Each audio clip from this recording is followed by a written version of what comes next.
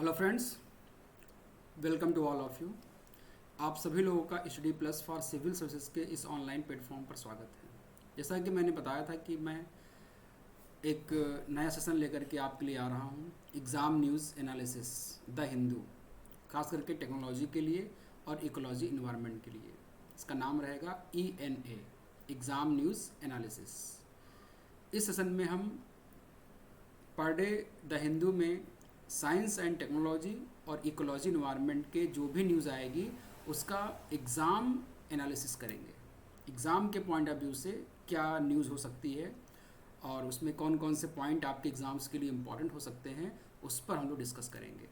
तो आज 20 तारीख की जो न्यूज़ है उस पर हम लोग डिस्कस करेंगे। तो बहुत ही गंभीरता से इस सेशन को आप लोग लीजिएगा। आज का जो टॉपिक हमने लिया है वो द हिंदू के 20 जून 2022 से है, ऑक्शनिंग 5G स्पेक्ट्रम बैंड। सरकार के द्वारा 5G स्पेक्ट्रम बैंड की जो नीलामी के लिए पहल की है उस पर ये पूरा का पूरा एक सेशन रहेगा। तो एक तो यहाँ पे आप देख पा रहे होंगे, ये द हिंदू न्यूज़पेपर की कटिंग है जिसमें वो सारी चीज़ें हैं जो एग्ज़ाम में पूछी गई थी और आगे भी एग्ज़ाम में पूछी जाएंगी।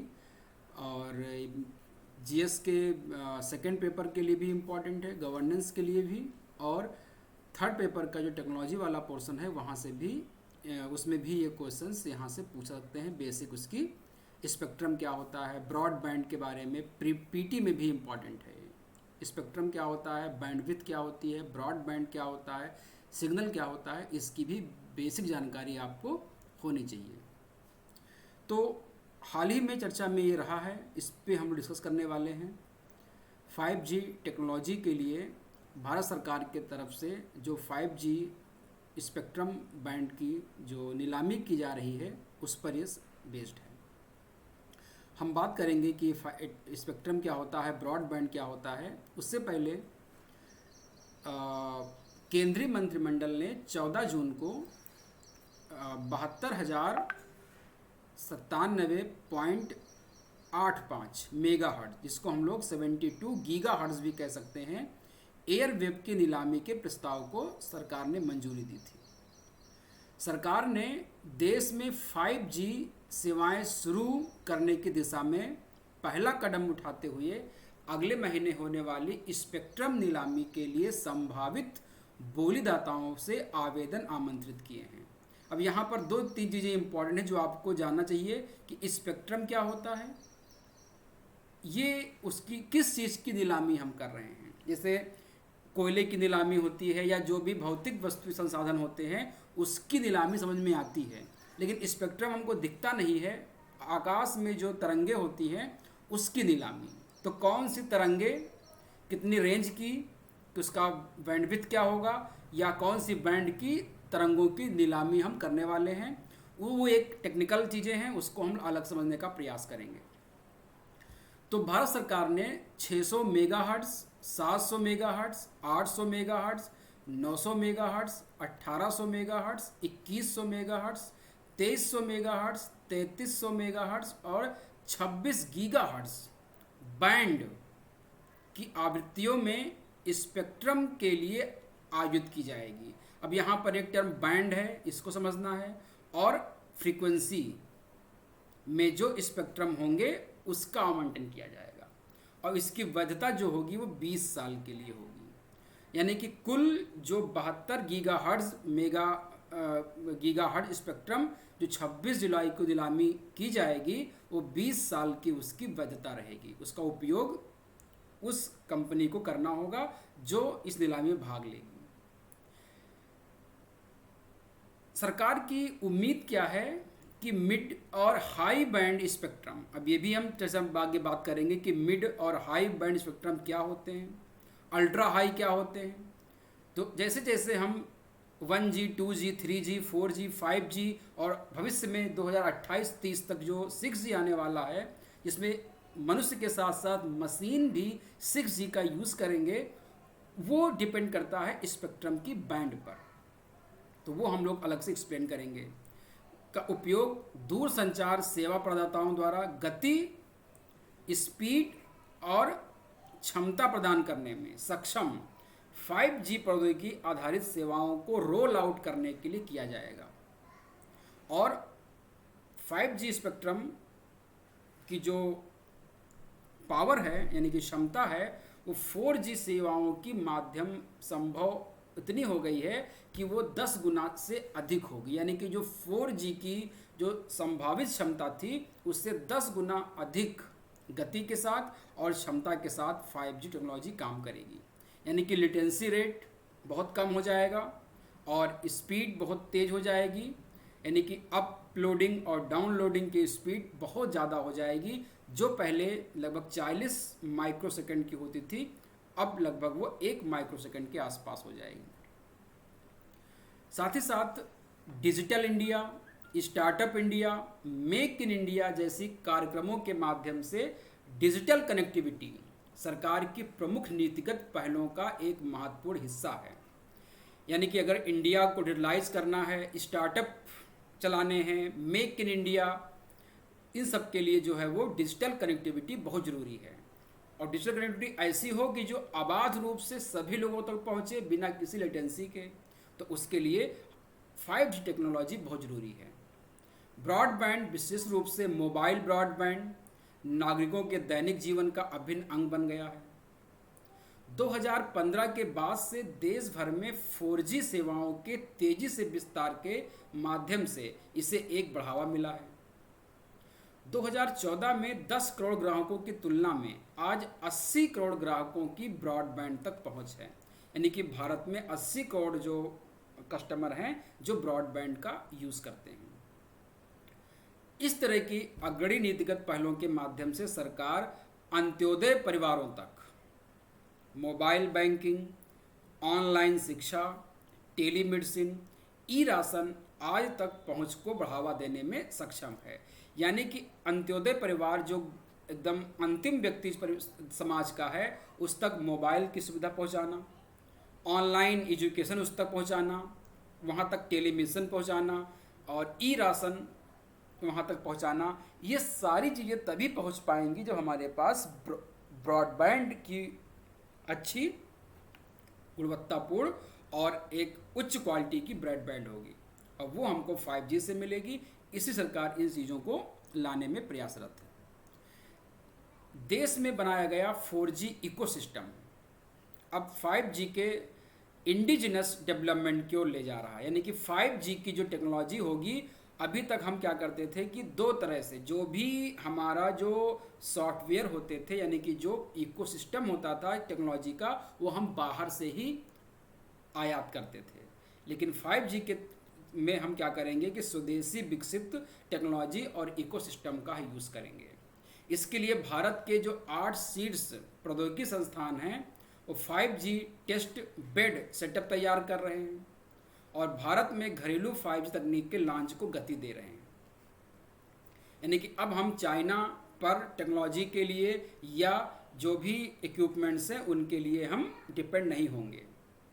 मोबाइल हैंडसेट, दूरसंचार उपकरणों के लिए PLI उत्पादन लिंक्ड प्रोत्साहन योजनाएं, इंडिया सेमीकंडक्टर मिशन की शुरुआत से भारत में 5G सेवाओं के शुभारंभ के लिए एक मजबूत इकोसिस्टम बनाने में मदद मिलने में उम्मीद की जा रही है। और ये भी कहा जा रहा है कि अब समय दूर नहीं जब भारत 5G तकनीक और आने वाली 6G तकनीक के क्षेत्र में एक अग्रणी देश के रूप में उभरने वाला है। एक स्पेक्ट्रम पूरे 5G को इकोसिस्टम का एक अभिन्न और आवश्यक हिस्सा है। आगामी 5G सेवाओं में नए युग के व्यवसाय बनाने, उद्यमों के लिए अतिरिक्त राजस्व उत्पन्न करने और नवीन उपयोग मामलों और प्रौद्योगिकियों के इस्तेमाल से उत्पन्न होने वाले रोजगार का सृजन करने की क्षमता रखते हैं। फिर बात आती है कि नीलामी कैसे आयोजित की जाएगी। तो ई नीलामी की जाएगी, इसमें एक साथ कई राउंड आरोही मॉडल पर इसको आयोजित किया जाएगा। जो बोली लगाएंगे नीलामी से पहले उनका एक बयान जमा कराया जाएगा जिसके आधार पर प्रत्येक बोलेदा को पात्रता अंक आवंटित किया जाएगा। यानी कि हर बोलदाता एक अपना बयान दर्ज कराएगा, उसमें वो किस प्रकार से यूज़ करेगा, कितना यूज़ करेगा, कितना वो पे करना चाहता है, उसका एक अपना जो भी जिस तरह से काम करना चाहेगा उसका एक अपना लेखा जोखा होगा, और जिसका सबसे अच्छा बयान होगा उसके अकॉर्डिंग जो है उसको रैंकिंग दी जाएगी। अब जो कंपनी सबसे बेहतर बयान देगा उसकी रैंकिंग सबसे अच्छी मानी जाएगी और उसको जो है वो नीलामी में छूट दी जाएगी। नीलामी के दौरान कंपनी इन पात्रता बिंदुओं का इस्तेमाल कर अपनी बोली लगा सकेगी। अब बात आती है कि स्पेक्ट्रम की लागत कितनी होगी। तो आरक्षित मूल्य पे देखा गया है कि पूरा जो स्पेक्ट्रम है आपका 72 गीगाहर्ट्ज, उसका मूल्य 5 लाख करोड़ रुपए से अधिक का है। पिछले साल सरकार ने दूरसंचार क्षेत्र के राहत पैकेज की घोषणा की थी। इस नीलामी की शर्तों में योजना के कुछ पहलुओं को शामिल किया गया है। सफल बोलीदाताओं द्वारा अग्रिम भुगतान करने की अनिवार्य आवश्यकता को पहली बार समाप्त किया गया है। स्पेक्ट्रम के लिए भुगतान 20 समान वार्षिक किस्तों में किया जा सकता है, इसका भुगतान प्रत्येक वर्ष की शुरुआत में अग्रिम रूप से किया जाना है। बोलीदाताओं को शेष किस्तों के संबंध में भविष्य की देनदारियों के बिना 10 वर्षों के बाद स्पेक्ट्रम को सरेंडर करने का विकल्प दिया जाएगा। सरकार इस दौर में नीलाम होने वाली एयरवेव पर कोई स्पेक्ट्रम उपयोग शुल्क भी नहीं वसूलेगी और बैंक गारंटी और वित्तीय गारंटी की आवश्यकताओं को समाप्त कर दिया गया है। ये पॉइंट बहुत इंपॉर्टेंट है, ये 2-3 चीज़ें। यानी कि जो भी वो स्पेक्ट्रम उसको वो बोली लगा करके खरीदेगा, उसकी जो किस्तें बनेंगी वो प्रत्येक वर्ष की शुरुआत में उसको करना है, 20 की समान किस्तों में करना होगा। और भविष्य की जो देनदारियां होंगी उसके अलावा 10 वर्षों के बाद स्पेक्ट्रम को वो सरेंडर भी कर सकता है, उसका विकल्प खुला हुआ है। और नीलामी होने वाली एयरवेव पर कोई स्पेक्ट्रम उपयोग शुल्क भी नहीं वसूलेगी। यानी कि अगर उस स्पेक्ट्रम का यूज़ नहीं किया गया है तो उस पर कोई भी शुल्क वसूला नहीं जाएगा। बैंक गारंटी और वित्तीय गारंटी की भी आवश्यकता को समाप्त कर दिया गया है। यानी कि एक पहल की गई है जिससे कि निवेश आसानी से लोग कर सकें। सरकार स्पेक्ट्रम के मूल निर्धारण पर कैसे पहुंची, यानी कि कैसे इसका मूल निर्धारण किया गया। तो पिछले महीने डिजिटल संचार आयोग और ट्राई भारतीय दूरसंचार नियामक प्राधिकरण द्वारा सुझाए गए स्पेक्ट्रम के लिए आधार मूल्य निर्धारण पर अड़ा रहा था। अप्रैल में ट्राई ने 5G स्पेक्ट्रम के लिए स्पेक्ट्रम की कीमतों में 35 से 40% की कटौती की सिफारिश की थी। ये पॉइंट आपको ध्यान में रखना है। विशेष रूप से दूरसंचार नियामक संस्था ने सुझाव दिया कि 3300 से 3670 मेगाहर्ट्ज के जो प्राइम 5G बैंड हैं, यानी कि जो आपके प्राइम 5G बैंड की जो फ्रीक्वेंसी है जिसका रेंज 3300 से 3670 मेगाहर्ट्ज के होता है, उसका आधार मूल्य 370 करोड़ रुपए प्रति मेगाहर्ट्ज रखा जाए, जो 2018 में 992 करोड़ रखा गया था। यानी कि 2018 की तुलना में इसमें लगभग 35% की कमी की गई है। इसी तरह 700 मेगाहर्ट्ज के लिए ट्राई द्वारा अनुशंसित कीमत 3297 करोड़ रुपए है, जो 2018 में नियामक द्वारा अनुशंसित कीमतों से लगभग 40% कम कर दिया गया है।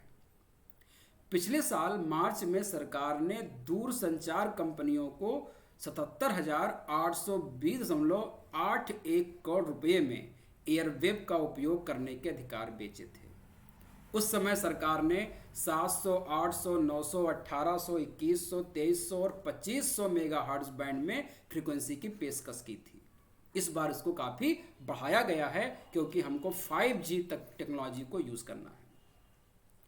हालांकि उस समय 700 मेगाहर्ट्ज बैंड के उच्च आधार मूल्य के कारण और 700 मेगाहर्ट्ज और 2500 मेगाहर्ट्ज बैंड में कोई बोली प्राप्त नहीं हुई थी। यानी कि 2500 मेगाहर्ट्ज से ऊपर की या 2500 मेगाहर्ट्ज की कोई बोली नहीं लगाया गया था और 700 की भी बोली किसी ने नहीं लगाई थी क्योंकि उसका आधार बहुत ज़्यादा था, मूल्य बहुत ज़्यादा था। नीलामी की कुछ तकनीकी विशेषताएं भी हैं। 5G सेवाओं के रोल आउट को सक्षम करने के लिए पर्याप्त बैकहॉल स्पेक्ट्रम की उपलब्धता भी आवश्यक है। यानी कि हमको बैकहॉल स्पेक्ट्रम क्या होता है कि ऐसा स्पेक्ट्रम जिसको सभी लोग उपयोग नहीं कर पाएंगे।